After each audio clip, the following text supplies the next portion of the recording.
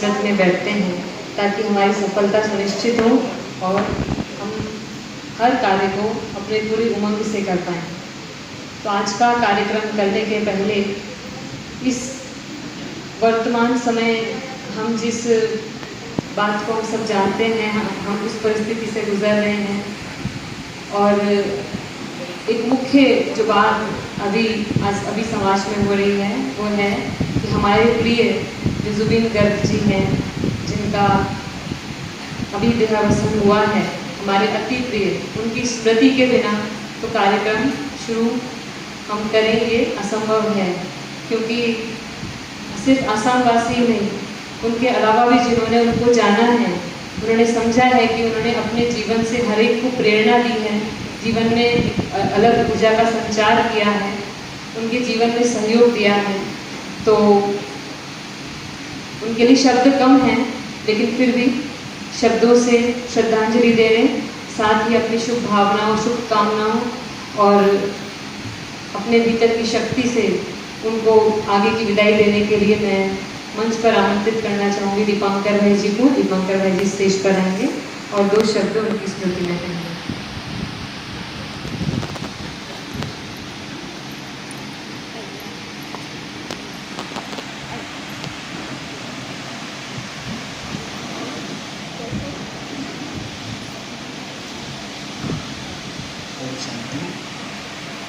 ओम शांति।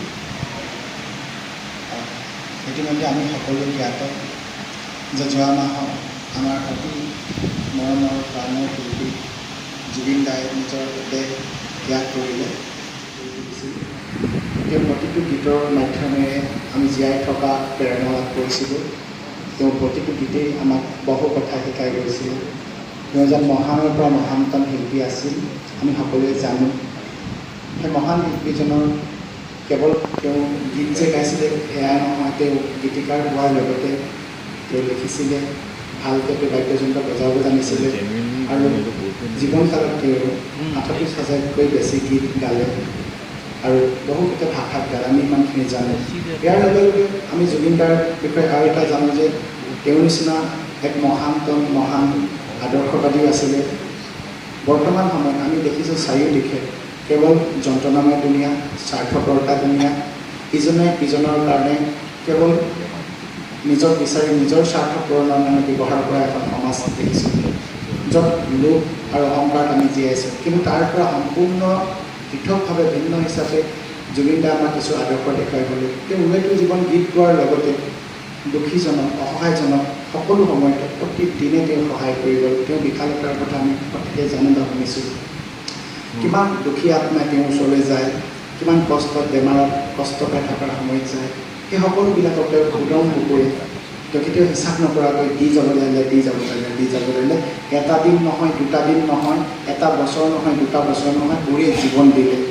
এজন মহান মানৱতা নীতি বৰ্তমান সময়ত সেই মানৱতাৰ কথা তেওঁ শিকাই গ'ল। লগতে তেওঁ প্ৰকৃতিৰ লগত কেনেকৈনো সান্নিধ্য লাভ কৰিব পৰা যায় সেইটো আমাক তেওঁ শিকাই থৈ গ'ল। তেওঁ জীৱনকালত তেওঁ গছ কি, পানী কি, নদী কি, আকাশ কি, চৰাই কি, চিৰিকটি কি, সকলোৰ লগত আমাক পৰিচিত কৰাই গ'লে কেনেকৈ তেওঁলোকৰ লগত মৰম যাচিব পাৰোঁ। আমি তেওঁৰ বিষয়ে যেতিয়া জানিছোঁ, গম পাইছোঁ যে তেওঁ প্ৰকৃতিৰ ইমানেই ওচৰত আছিল। তেওঁৰ কথা জীৱ জন্তুৱে শুনিছিলে, চৰাই চিৰিকটিয়ে শুনিছিলে। চাগে তেওঁ মৃত্যুত সেইকাৰণে প্ৰকৃতিয়ে কান্দিছিলে আৰু তেওঁ মৃত্যুত যাতে যোগ্যজনক আমি কওঁ যে কোনো প্ৰমাণৰ প্ৰয়োজনীয়তা নাই। তেওঁ এক মহান শিল্পী আছিলে আৰু মহান এটা আত্মা আছিলে, মহান এক আদৰ্শ আছিলে। তাক প্ৰকৃতিও স্বীকাৰ কৰিছিলে। সেয়েহে সৰু যে ফিল্ডত যেতিয়া তেওঁ অনা হৈছিলে, সেই দিনটোত তেওঁৰ কাৰণে যে সেই বৰষুণজাক ৰৈ আছিলে। সোণাপুৰ অঞ্চলত যেতিয়া তেওঁ অন্ত্যেষ্টিক্ৰিয়াৰ কাৰণে যেতিয়া চিতাখন সাজিছিলে, সেই মুহূৰ্তটো সেই বৰষুণজাকে যেন শুধৰাই সেই জেগাটুকুৰা অশুদ্ধ কৰি তুলিছিলে। ওলোটা ৰামধেনুখন ওলাইছিলে। কি যে ঘটনা ঘটা নাই, কিয়? কাৰণ মানুহে মানুহক চিনি নাপাওঁ, কিন্তু প্ৰকৃতি সদায় মানুহক চিনি পায়। এনে এজন মহান শিল্পী আছিলে, যি শিল্পীৰ আদৰ্শ গোটেই বিশ্ববাদী। আজি বিশ্বই ভাবিছিলে অসমনো কি আৰু অসমৰ সংস্কৃতিনো কি। তেনেকুৱা এটা ঠাই, ভাৰতৰ পৰা এটা চুকত থকা এখন অসম ৰাজ্য, তাৰ শিল্পীনো কি, তাৰ সমাজনো কি, তাৰ সংস্কৃতিনো কি, আজি বিশ্ববাসীৰ আগত থিয়কাই গ'ল। তেওঁ কৈ গৈছিলে, জাতি বৰ্ণ ভাষা মোৰ কাৰণে নাই, মোৰ কোনো জাতি নাই, মোৰ কোনো ধৰ্ম নাই, মোৰ কোনো ভাষা নাই। আৰু সেয়েহে তাৰ ওপৰত তেওঁ কৰ্ম কৰিলে আৰু তেওঁ এটাই ইচ্ছা আছিলে যে অসমত থকা প্ৰতিটো ধৰ্মৰ প্ৰতিটো বৰ্গৰ মানুহ মিলা প্ৰীতিৰে থাকক, এক হৈ থাকক, আৰু তেওঁৰ মৃত্যুৰ পাছত অন্ততঃ কেইটামান দিনলৈকে সকলোৱে না জাত না পাত না ধৰ্ম না ভাষা চাই আমি সকলোৱে একেলগত কান্দিলোঁ, একেলগত চিঞৰিলোঁ, একেলগত তেওঁক স্মৰণ কৰিলোঁ, যিটো জুবিন দাই বিচাৰিছিলে কৰি দেখুৱালে। অনাগত দিনত যাতে আমি সেই আদৰ্শবিলাক নিজৰ জীৱনত ৰাখি আৰু আমাৰ ভৱিষ্যতবিলাকক তেনেকুৱা আদৰ্শৰে অনুপ্ৰাণিত কৰিব পাৰোঁ, এখন বিশাল হৃদয় দিব পাৰোঁ, মানৱতা কিনো তাক বুজাব পাৰোঁ আদৰ্শ হিচাপে, তাকে চেষ্টা কৰিম। শেষত জুবিন দাই কোৱাৰ কথাৰে এটা কথা গোৱাৰ গীতেৰে এটা কথা সামৰিব বিচাৰিছোঁ। তুমি সুবাস সৃষ্টিৰে, তুমি সুবাস অসমীৰে, তুমি প্ৰকাশ মুকুটিৰে, সঁচা নিভাজ সপোনৰে, তুমি পোহৰ জীৱনৰে, মৰণকো জিনিবলৈ, তুমি পোহৰ যুগে যুগে নানা জাতি নানা ৰূপে, সুন্দৰৰ পোহৰেৰে আমাক জগোৱা, পুনৰ অসম গঢ়িবলৈ পথ দেখুওৱা। হয় জুবিন দা, তুমি যি আদৰ্শ দেখুৱাই গ'লে সেই আদৰ্শক আমি সদায় ৰাখিম মনত, আৰু যাতে অন্ত সময়লৈকে আমি এই মানৱতাক জীয়াই ৰাখিম, তেতিয়াহে ধৰাখন ধুনীয়া কৰিম। শেষত জুবিন দাৰ প্ৰতি আমি সকলোৱে অন্তৰৰ পৰা শ্ৰদ্ধাঞ্জলি যাচিব বিচাৰিছোঁ। তেওঁ য'তেই আছে তেওঁ শান্তিত থাকক, সদায় শান্তিত থাকক, এয়া আমাৰ অন্তৰৰ পৰা তেওঁৰ প্ৰতি এটা ভাৱনা। গতিকে মই অনুৰোধ জনাইছোঁ, মই বিৰাম লৈছোঁ ইয়াতে। সকলোৱে আমি प्रजापिता ब्रह्मा कुमारी ईश्वरीय विश्वविद्यालय की सेवाएं शुरू हुई और उस समय यहाँ पर हमारी आदरणीय सत्यवती दीदी जी वो आए थे और उन्होंने तिनसुकिया की इस धरती से आध्यात्मिकता का एक बीज बोया था। और उनके साथ ही उस समय से ही रजनी दीदी जी भी हैं, तो दोनों ने मिलकर के ही ये कार्य को आगे बढ़ाया। और वर्तमान में यहाँ का ये बीज बढ़ते बढ़ते बढ़ते पूरे ही नॉर्थ ईस्ट में पहुँच गया है। तो एक वट वृक्ष की तरह से ये फैल चुकी है ब्रह्मा कुमारी की शाखाएं, जिसमें हर धर्म जाति वर्ग के लोग हैं और सभी इस आध्यात्मिक ज्ञान को समझ करके अपने जीवन में सुख शांति की अनुभूति कर रहे हैं, जीवन को तनाव मुक्त बना रहे हैं। तो आदरणीय रजनी दीदी जी का भी मैं हार्दिक अभिनंदन करती हूँ। आपका स्वागत है, स्वागत है। सम्मानित किया जाए तो हमारे सोशल विंग के ब्रह्मा कुमारी के हेडक्वार्टर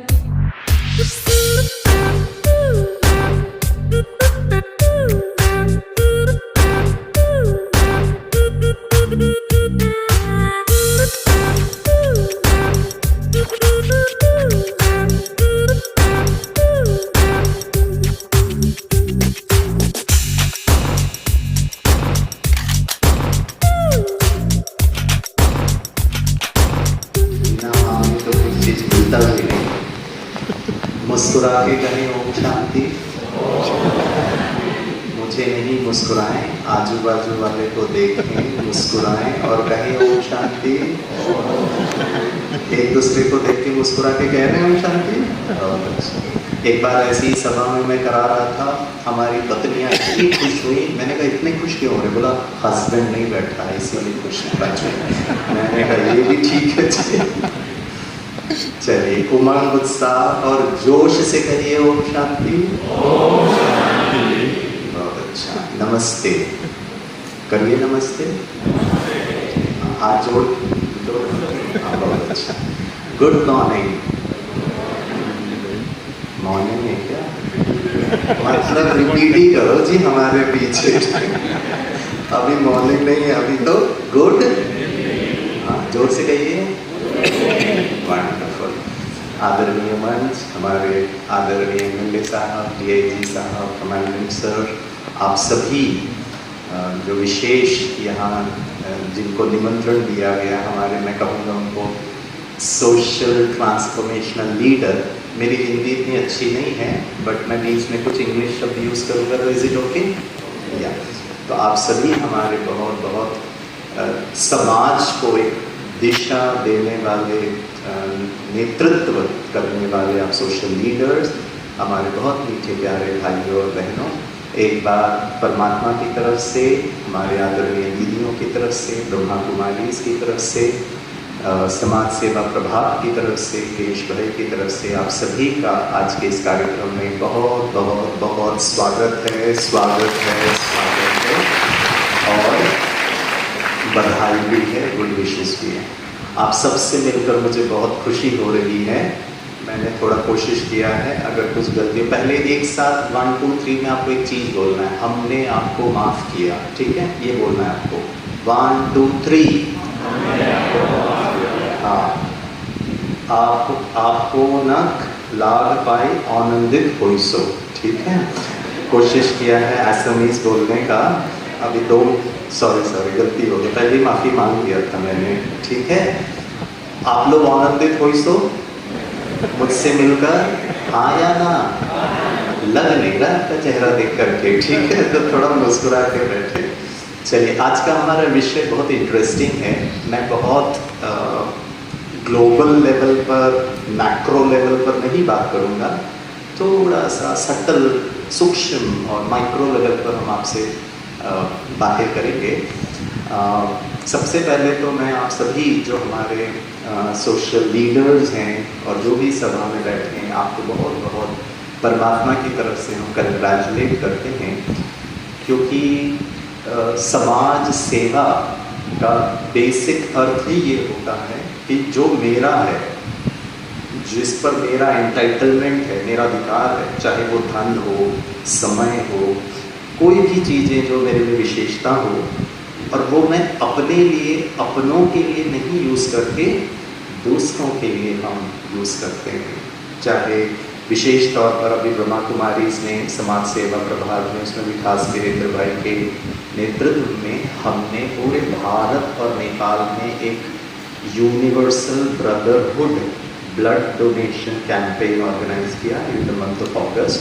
और मुझे आपको बताते हुए, भारत और नेपाल में दोनों ने मिलकर किया, और आपको बताते हुए बहुत खुशी होती है कि the total number of unit collected were almost around 88,581 unit.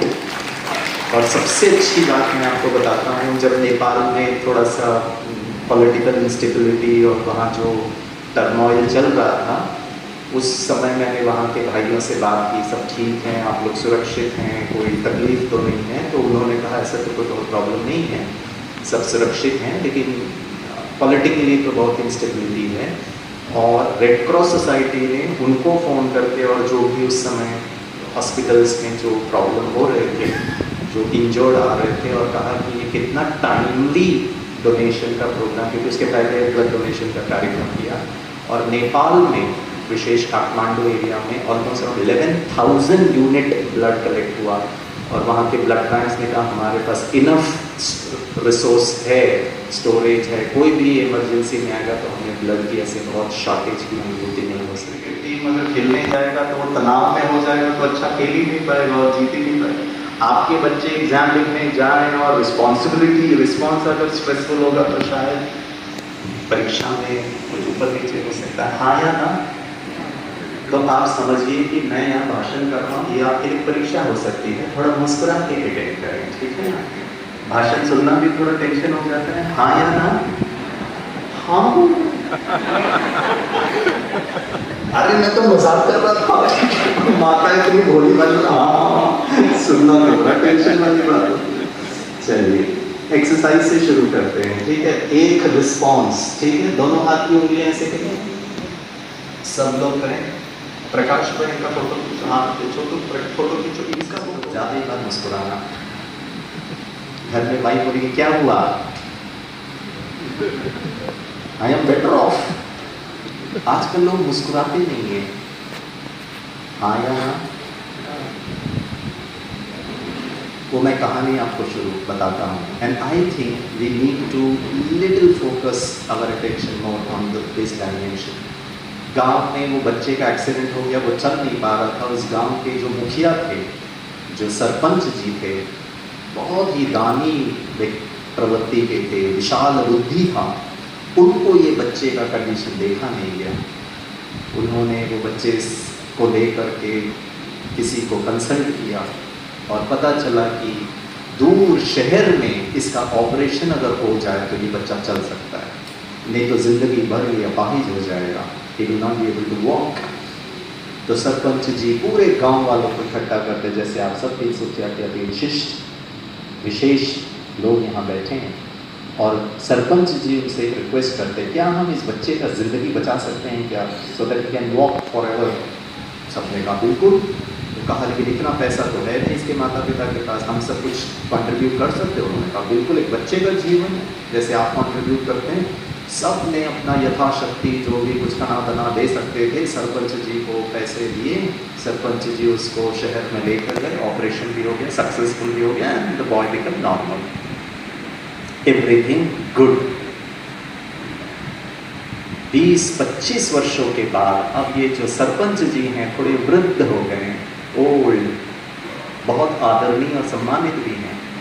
एक दिन सरपंच जी ने सभी गांव वालों को वापस इकट्ठा किया और कहा आपको याद है आज से 25 वर्ष पहले मैंने आपको रिक्वेस्ट किया था, एक बच्चे का एक्सीडेंट हो गया था, वो चल नहीं पा रहा था, उसको इलाज के लिए मैंने आपसे सहयोग मांगा और आपने बड़े दिल से सहयोग करके उस बच्चे को।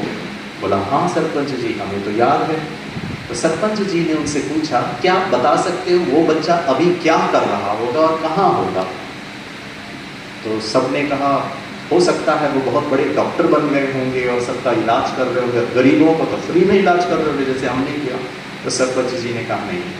किसी ने कहा वो बहुत बड़े समाज सेवक हो गए होंगे, अब दूसरों को जैसे उसको मदद मिली, पे back time, he is returning it back. बोला नहीं।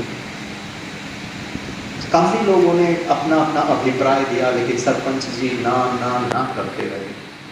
तो हमारा एंटरटेनमेंट होता था पापा का साइकिल, वो भी खटारा साइकिल जिसमें साइकिल कम चलाते थे, उसकी चेन ज्यादा चढ़ाते थे, आधा टाइम तो हाथ पैर काले हो जाते थे, उसमें मच्छर काटा यहाँ हो जाते थे तो यहाँ भी काला होता। मम्मी बोलती तू साइकिल चलाता है क्या करके आता है। अब हम साइकिल चलाना कम, चढ़ाते ज्यादा थे और उसी में आनंद हो जाते थे।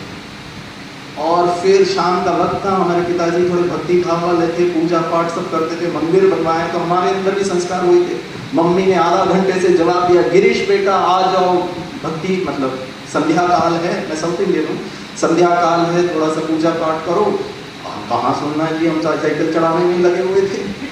जब आधा घंटा बीत गया तो मम्मी ने सीधे प्राइम मिनिस्टर को फोन किया, और प्राइम मिनिस्टर आपको कैसे पता चला।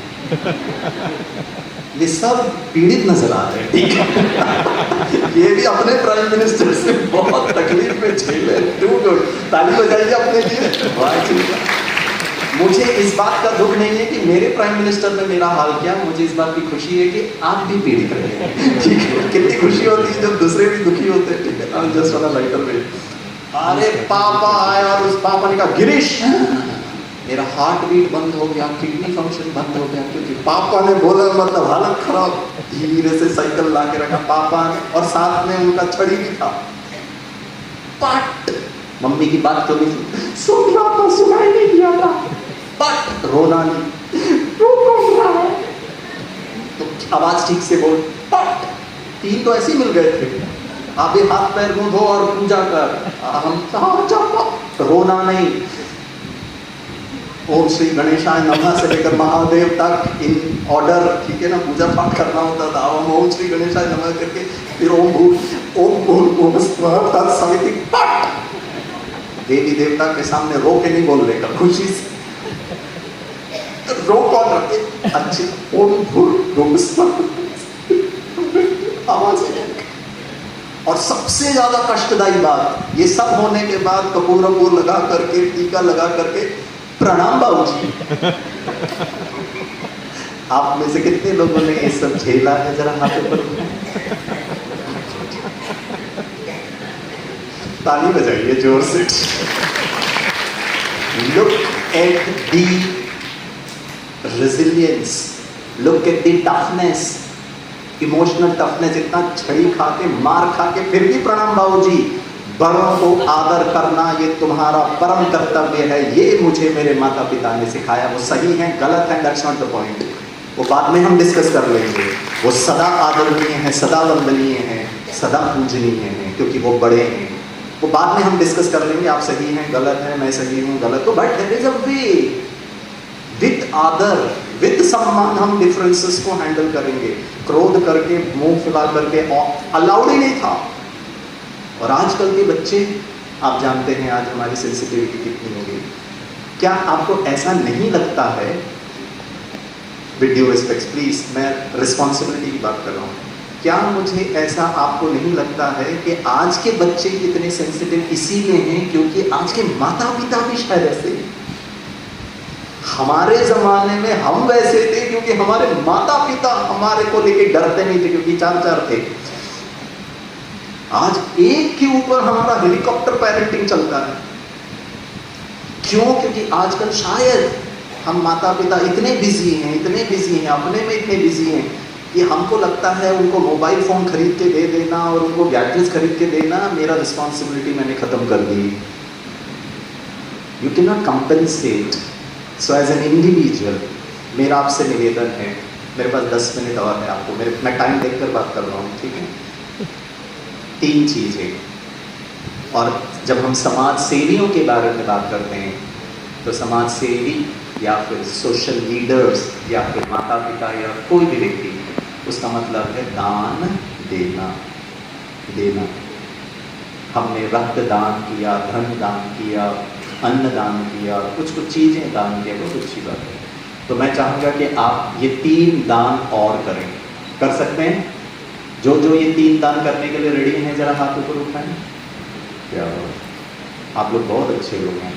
कुछ किसी ने पूछा ही नहीं करना क्या है, ये तो बता दो। और बिना मैंने बताया आपने हाथ ऊपर उठा दिया, ठीक है? नंबर 1 वो है स्वयं के लिए दान दीजिए। और स्वयं को एक दान वो देना है, वो है समय। और मनुष्य के पास आज समय नहीं है खुद के लिए। हम बॉम्बे में, बाकी सब मेट्रोपॉलिटन सिटीज़ में हम लोगों को कहते हैं प्लीज़ थोड़ा सा वक्त निकालिए, आइए हमारे ब्रह्मा कुमारी सेवा केंद्र में मेडिटेशन सीखिए, अपने से बातें करना सीखिए। तो पता है मुंबई के लोग क्या कहते हैं? मरने की फुर्सत नहीं है। 300 में भी है ऐसा डायलॉग, है या नहीं है? मुंबई में लोग कहते हैं मरने की फुर्सत नहीं है। मैं थोड़ा मस्ती वाला आत्मा हूँ, मजाक करता हूँ, मैं उनको बड़े मुस्कुरा के कहता हूँ, सर इच्छा जाहिर करिए, प्रबंध मैं कर देता हूँ। I mean the God of death is knocking at your door. यमदूत दरवाजा खटखटा रहा और मैं इतना क्या हो गया पता नहीं, भैया कल आना नहीं है टाइम मरने का।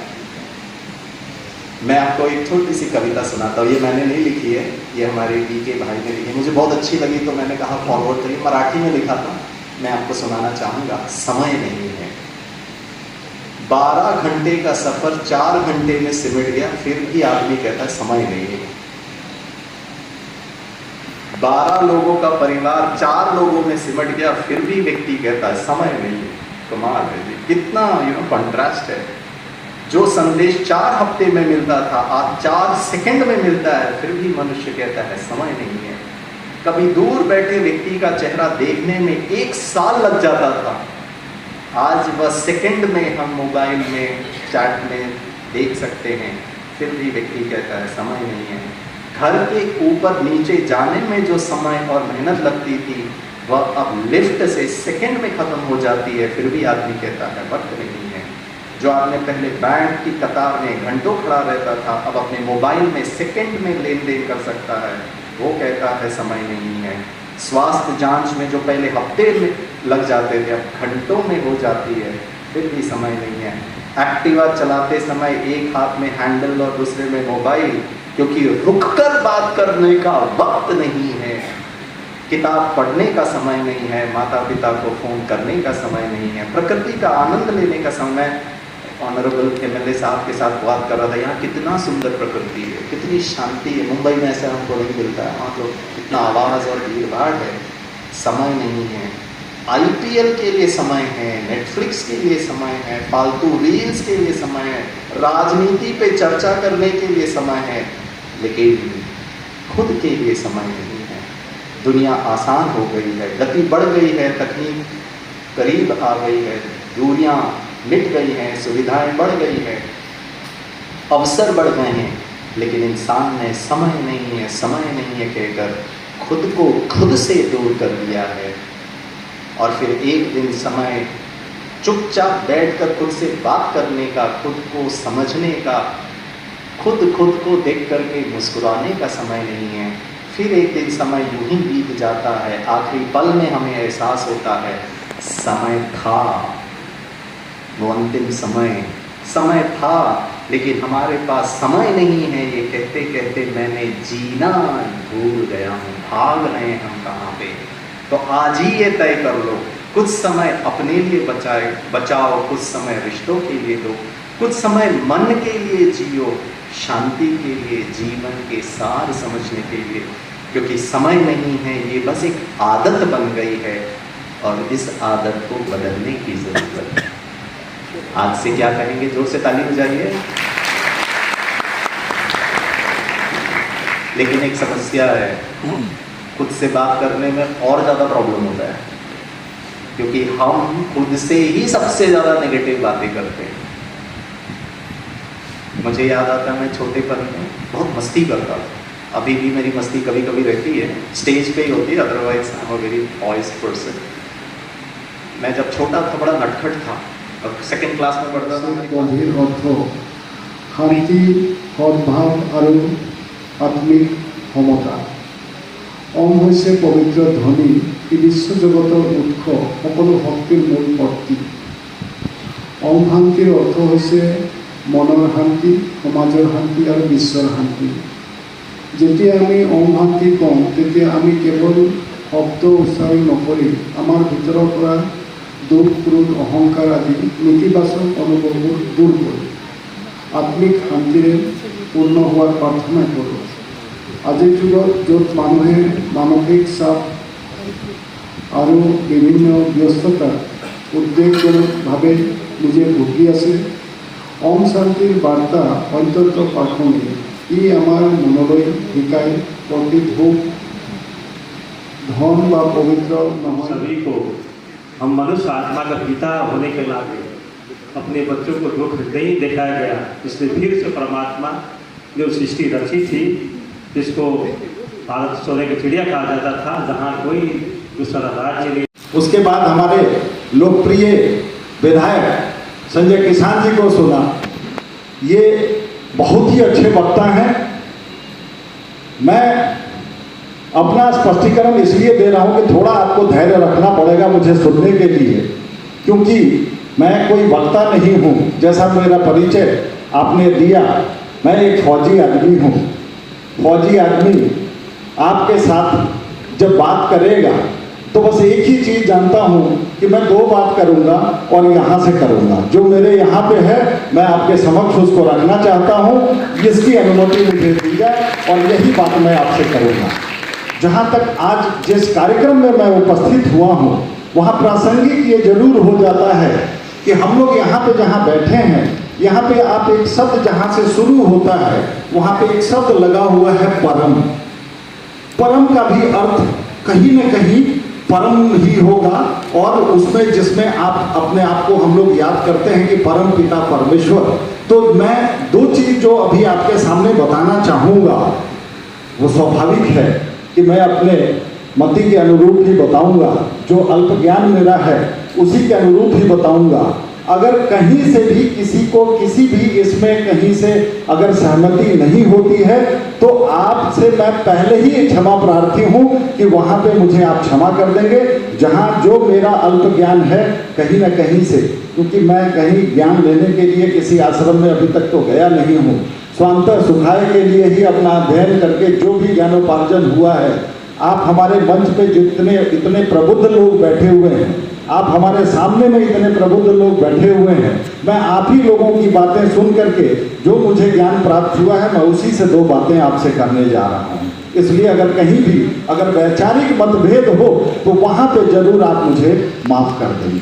मेरा कहना ये है कि हम लोग जैसे अभी बात कर रहे थे परम की, ये परम क्या है? जो मेरा ज्ञान कहता है कि जैसा अभी आदरणीय गिरीश भाई जी ने भी बताया कि सभी को कर्म बांटा हुआ है, सभी अपने अपने कर्मों के अनुसार से कर्म करते हैं। हमारे देवी देवता भी जो हैं वो सबको अधिकार दिए हुए हैं, सभी का कर्म जो है वो निश्चित किया गया है।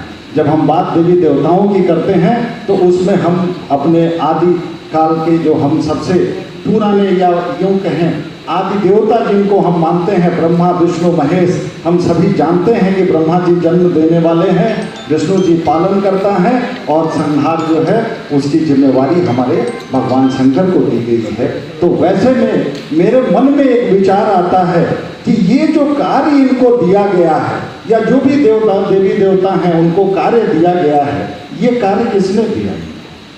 इसका मतलब कि कोई न कोई इनसे भी ऊपर जरूर है जिन्होंने इनको ये कार्य दिया होगा। और वहीं पे मेरा विचार ये कहता है कि वो जो कार्य जिसने भी दिया है वो इनसे ऊपर है, उन्हीं को शायद हम ब्रह्म कहते हैं। और वो ब्रह्म बिल्कुल हम सभी जानते हैं कि निराकार है, निर्गुण है।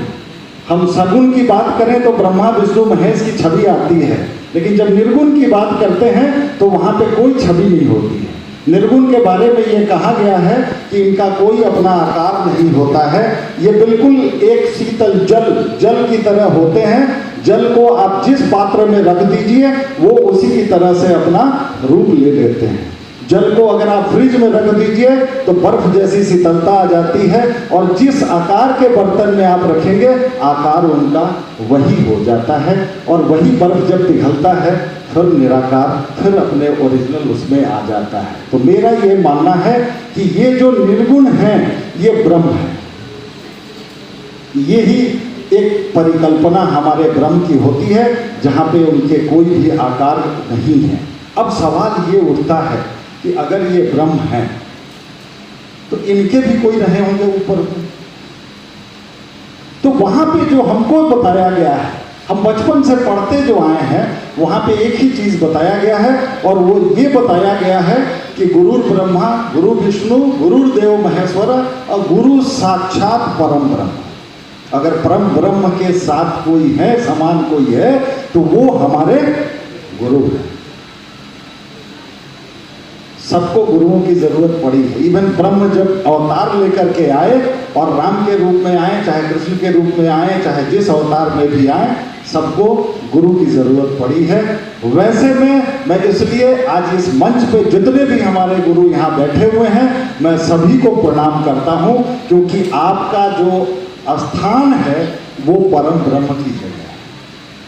आप ही परम ब्रह्म हैं, हमारे गुरु ही हमारे साक्षात परम ब्रह्म है। जिसको हम नहीं जानते, जिनको हमने नहीं देखा, उनकी जो है हम बात नहीं करते, लेकिन हमारी जो माताएं बैठी हैं ये हमारी प्रथम गुरु हैं।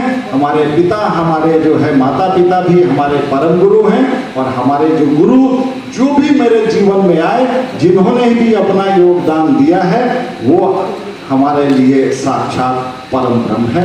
मैं आप सभी गुरुओं को एक बार इसीलिए नमस्कार करता हूँ। गुरु की महिमा का बखान मैं करने लगूँ तो शायद ये पूरा मंच या पूरा जो समय है वो हमारा इसमें निकल जाएगा, लेकिन गुरु की महिमा का बखान करना, और मैं ये मानता हूँ कि गुरु की महिमा का बखान करना सूरज को दीपक दिखाने के समान है, कभी भी समाप्त नहीं हो सकता है, और ना ही हम उनको उस तरह से महिमा मंडित कर सकते हैं जो उनके योग्य है। इतना ही जरूर हम जानते हैं कि अगर जो हमारे गुरुओं ने हमको सिखाया है कि सात समंद की मसी करो और लेखन सब बनिलाई, और धरती सब कागज करो गुरुकुल लिखा न जाए। अगर पूरे समुद्र को हम स्याही बना दें और जितनी जंगल की लकड़ियां हैं उन सभी को अगर हम कलम बना दें और पूरी धरती को कागज कर दें, धरती सब कागज करो गुरुकुल लिखा ना जाए, फिर भी गुरु जी के गुण नहीं लिखा जा सकता। मैं ऐसे में धन्यवाद देता हूँ आप गुरुओं को, जिन्होंने हमें आज जो है आपके साथ बात करने लायक बनाया है, या दो बातें जो मैं आपके साथ कर रहा हूँ उसके लिए मैं अपने साक्षात परम ब्रह्म को धन्यवाद देता हूँ। साथ ही धन्यवाद देता हूँ आपके आज के कार्यक्रम की टॉपिक की, जिसमें आपने एक बड़ी अच्छी टॉपिक रखी है सामाजिक जिम्मेवारी, सोशल रिस्पॉन्सिबिलिटी। सोशल रिस्पॉन्सिबिलिटी बहुत बड़ी जिम्मेवारी है। यहाँ शुरुआत जो कहते हैं, जैसा अभी भाई साहब ने बताया है कि हम अपने आप को ठीक कर लें। जब मैं ठीक हो जाऊंगा तो मेरा परिवार सशक्त हो जाएगा, जब मेरा परिवार सशक्त हो जाएगा तो मेरा गांव सशक्त हो जाएगा, जब मेरा गांव सशक्त हो जाएगा तो मेरा समाज सशक्त हो जाएगा और फिर देश सशक्त हो जाएगा। और हम तो उस विचारधारा के हैं वसुधैव कुटुंबकम वाले, हमारा पूरा विश्व जो है वो सशक्त हो जाएगा। तो जरूरत है बुनियादी ढांचे को परिवर्तित करने की। उसमें बुनियादी ढांचा जो है उसके रूप में अगर कोई सबसे पहले आता है तो वो मैं हूँ। और हर कोई अपने आप को अगर सही कर लेता है तो वो सही हो जाएगा। और उसके बाद अभ्यास, जैसा अभी आपने गुरुजी ने बताया कि वो बच्चा जिसको खड़ा होना तो गांव खड़ा कर दिया लेकिन चलना नहीं सिखाया, जिसके चलते उसकी परिणाम जो है उसका उसके विपरीत चला गया। वैसे में मैं जरूर ये कहना चाहता हूँ कि हम सभी यहाँ बैठे हुए हैं तो हम लोगों को जीवन में अपने इस चीज़ को जरूर उतार लेना चाहिए। और कहते हैं ना कि practice makes a man perfect. अगर मैं अभ्यास रोज करता हूं तो मैं अपने लक्ष्य तक पहुंच जाऊंगा, ये कहता है। लेकिन आप ये बताएं कि अगर लक्ष्य मेरा इधर जाने का है और मैं इधर जाना शुरू कर दूं तो क्या मैं अपने लक्ष्य पे पहुंच जाऊंगा? जबकि मैं सुबह डेली सुबह से शाम तक चलता रहूंगा, मैं अपने लक्ष्य से उतना ही दूर होता हुआ चला जाऊंगा। इसलिए इस practice makes a man perfect में एक वर्ड जरूर जोड़ लीजिए कि perfect practice makes a man perfect. और ये परफेक्ट प्रैक्टिस करने के लिए ही आज हम सभी यहाँ पे आए हैं, या हम बराबर इस जगह पे जब आते रहेंगे, जो साधना इन्होंने बताई है उस साधना को डेली अगर हम परफेक्शन के साथ अभ्यास करेंगे तब हमारा लक्ष्य कहीं भी दूर नहीं होगा। चाहे जो समय लगे, जितना जो है दूरी तय करना पड़े, हम अपने लक्ष्य तक जरूर पहुंच जाएंगे। तो यहाँ पे जरूरत है एक थोड़ा सा परफेक्शन के साथ अपने प्रैक्टिस को इस जारी रखने की, जो बात अभी हमारे गिरीश भाई साहब ने बताई है। सोशल रिस्पॉन्सिबिलिटीज में आपने रक्तदान जैसा दान, रक्तदान महादान की श्रेणी में आता है। रक्त ही एक ऐसी चीज है जो विज्ञान अभी तक सारा कंपोजिशन उसका जानता है लेकिन बना नहीं सका। रक्त जो है अभी भी कृत्रिम नहीं है, और रक्त जो है वो ओरिजिनल है। और जितनी भी चीजें जो मनुष्य नहीं बना सकती हैं वो सब भगवान की बनाई हुई हैं। मनुष्य चाहे आलीशान बिल्डिंग बना सकता है लेकिन मनुष्य आज तक धरती नहीं बना सका है, तो वो भगवान की दी हुई है। याद रखना, भगवान की जो दी हुई चीज है वो सीमित मात्रा में, और उसके संरक्षण की जो जिम्मेवारी है वो हमारी है। तो जो हमारा रक्त है इसके संरक्षण की जिम्मेवारी, इसको शुद्ध रखने की जिम्मेवारी, इसको समाज में उपलब्ध कराने की जिम्मेवारी ये हमारी है। और जैसा अभी आपने भाई साहब से ये सुना कि 88,501 यूनिट इन्होंने जो है उसमें ये किया है।